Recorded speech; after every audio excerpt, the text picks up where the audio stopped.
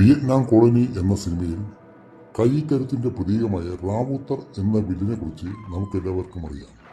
എന്നാൽ നമ്മുടെ രാജ്യത്ത് റാവുത്തർ എന്ന ജനവിഭാഗമുണ്ട്. അവർ ആരായിരുന്നു എന്ന് കേട്ടു നോക്കിയാലോ. കേരളത്തിലും തമിഴ്നാട്ടിലും പരന്നു കിടക്കുന്ന സവിശേഷമായ ചരിത്രവും പാരമ്പര്യവുമുള്ള ഒരു പ്രമുഖ മുസ്ലിം ജനവിഭാഗമാണ് റാവുത്തർ.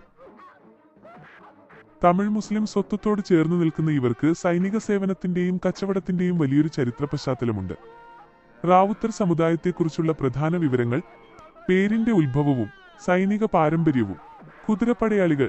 തമിഴിലെ ഇരൗത്തൂർ എന്ന വാക്കിൽ നിന്നാണ് റാവുത്തർ എന്ന പേരുണ്ടായതെന്ന് കരുതപ്പെടുന്നു. ഇതിനർത്ഥം കുതിരപ്പടയാളി അല്ലെങ്കിൽ അശ്വഭടൻ എന്നാണ്.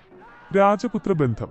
സംസ്കൃതത്തിലെ രാജപുത്ര, രാജകുമാരൻ, പ്രഭു അല്ലെങ്കിൽ അശ്വഭടൻ എന്ന വാക്ക് പ്രാകൃത തമിഴ് ഭാഷാഭേദങ്ങളിലൂടെ രൂപമാറ്റം സംഭവിച്ച് റാവുത്തറായതാണെന്നും ചരിത്രകാരന്മാർ ചൂണ്ടിക്കാണിക്കുന്നുണ്ട്.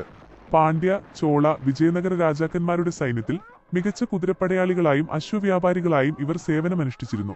പിന്നീട് തിരുവിതാംകൂർ, കായംകുളം രാജാക്കന്മാരും ഇവരുടെ സൈനിക സേവനം പ്രയോജനപ്പെടുത്തിയിട്ടുണ്ട്. ഉത്ഭവവും തുർക്കി പാരമ്പര്യവും.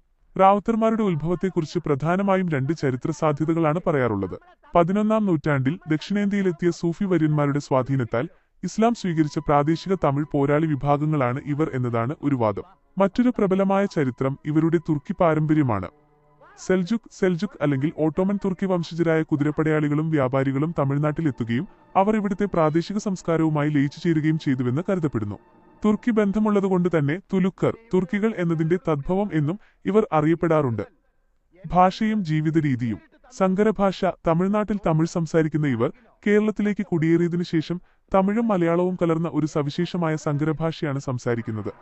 സംസ്കാരം. തമിഴ് ദ്രവീഡിയൻ സംസ്കാരവും ഇസ്ലാമിക വിശ്വാസവും ഒത്തുപോകുന്ന ജീവിത രീതിയാണ് ഇവരുടേത്. ഉദാഹരണത്തിന്, റാവുത്തർ കുടുംബങ്ങളിൽ പിതാവിനെ അത്ത, തുർക്കി ഭാഷയിൽ നിന്നുള്ള ശേഷിപ്പെന്നും മാതാവിനെ അമ്മ, ദ്രവീഡിയൻ പദം എന്നും വിളിക്കുന്ന രീതി ഇപ്പോഴും കാണാം. വിശ്വാസം. മുസ്ലിങ്ങളിലെ സുന്നി വിഭാഗത്തിൽപ്പെടുന്ന ഇവർ ഹനഫി കർമ്മശാസ്ത്ര ചിന്താധാരയാണ് പിന്തുടരുന്നത്. കേരളത്തിലെ ഭൂരിഭാഗം മുസ്ലിങ്ങളും ഷാഫി ചിന്താധാര പിന്തുടരുമ്പോൾ റാവുത്തർമാർ ഹനഫി രീതിയിലാണ് ജീവിക്കുന്നത്. കേരളത്തിലെ സാന്നിധ്യം. വാണിജ്യാവശ്യങ്ങൾക്കായും നാട്ടുരാജാക്കന്മാരുടെ സൈനിക ആവശ്യങ്ങൾക്കായും തമിഴ്നാട്ടിൽ നിന്നും കേരളത്തിലേക്ക് കുടിയേറിയവരാണിവർ. കേരളത്തിൽ പ്രധാനമായും പാലക്കാട്, കോട്ടയം, പത്തനംതിട്ട, ആലപ്പുഴ, കൊല്ലം, തിരുവനന്തപുരം എന്നീ ജില്ലകളിലാണ് റാവുത്തർ കുടുംബങ്ങൾ കൂടുതലായി താമസിക്കുന്നത്. പണ്ടുകാലത്ത് ഭൂവുടമകളും കച്ചവടക്കാരുമായിരുന്ന ഇവർ ഇന്ന് വിദ്യാഭ്യാസ, സാമൂഹിക, സാമ്പത്തിക രംഗങ്ങളിൽ വലിയ പുരോഗതി കൈവരിച്ചിട്ടുണ്ട്. ഇന്ത്യയിലെ ആദ്യത്തെ വനിതാ സുപ്രീം കോടതി ജഡ്ജിയായിരുന്ന ജസ്റ്റിസ് ഫാത്തിമ ബീവി പത്തനംതിട്ടയിലെ പ്രമുഖ റാവുത്തർ കുടുംബമായ അണ്ണാവീട്ടിൽ നിന്നുള്ള വ്യക്തിയായിരുന്നു.